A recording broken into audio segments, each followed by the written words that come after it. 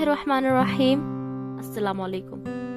पाकिस्तान एक ऐसा मुल्क है जिसका रकबा अगरचा इतना ज़्यादा नहीं, लेकिन इसमें बेशुमार ज़बानें बोली और समझी जा सकती हैं। इन बेशुमार बोलियों और ज़बानों में 5 ज़बानें ज़्यादा अहमियत की हामिल हैं और इनको बोलने वालों की तादाद भी अच्छी खासी है। यानी उर्दू ज़बान। उर्दू हमारी कौमी ज़बान है और जो पूरे पाकिस्तान में बोली जाती है। पंजाबी ज़बान जो पंजाब में बोली जाती है।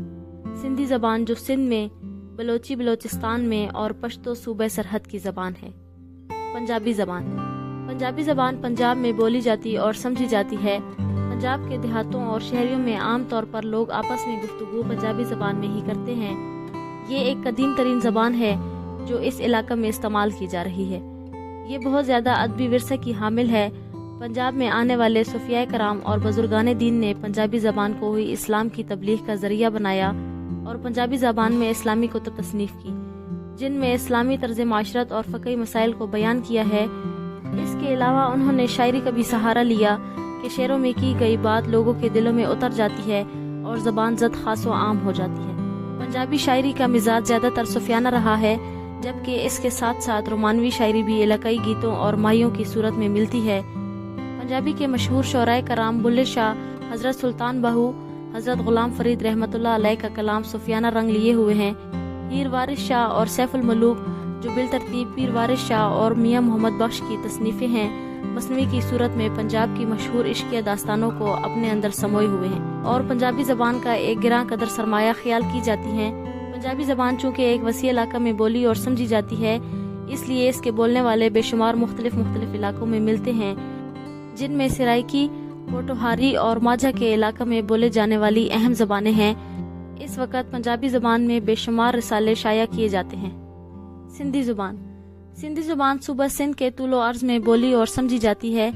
ये भी बरसगीर की कदीम ज़बानों में से एक है और इसका अदबी विरसा भी बहुत पुराना है।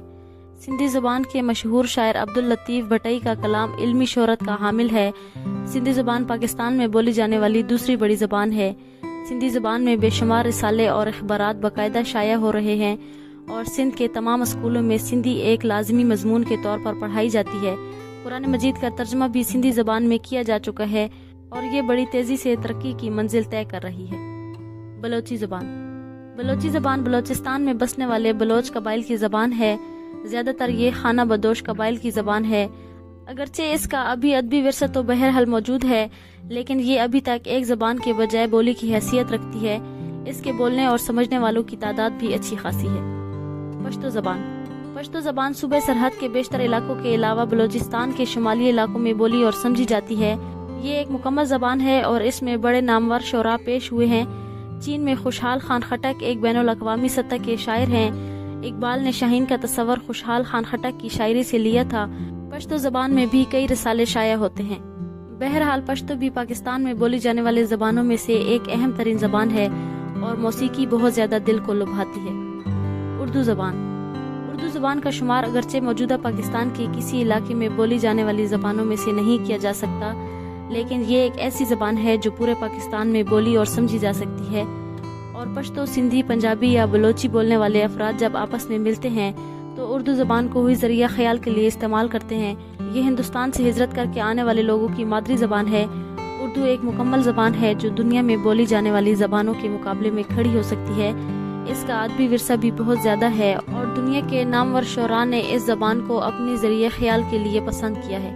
उर्दू ज़बान को पाकिस्तान की सरकारी ज़बान होने का दर्जा भी हासिल है और हमारे पूरे मुल्क में ज़रिया तालीम भी यही ज़बान है। पाकिस्तान के तूलो अर्ज़ में उर्दू ज़बान को ऐसी हैसियत हासिल है जो किसी ज़बान को नहीं है। हर बड़े शहर से बेशुमार रोजनामा इस ज़ुबान में शाया हो रहे हैं और रिसालो जरायद की अनगिनत तादाद शाया होती है। कुतुब तसनीफ़ का एक अंबार है जिसमें हर साल हज़ारों की तादाद में इजाफा हो रहा है। उर्दू ज़बान में बहरहाल इतनी सकत मौजूद है कि हम इसको दुनिया की बड़ी बड़ी ज़बानों के मुकाबले में पेश कर सकते हैं और ये इसके बोलने और समझने वालों की वो तमाम ज़रूरियात पूरी करने की इस्तेदाद रखती है जो एक मुकम्मल ज़बान का खासा है।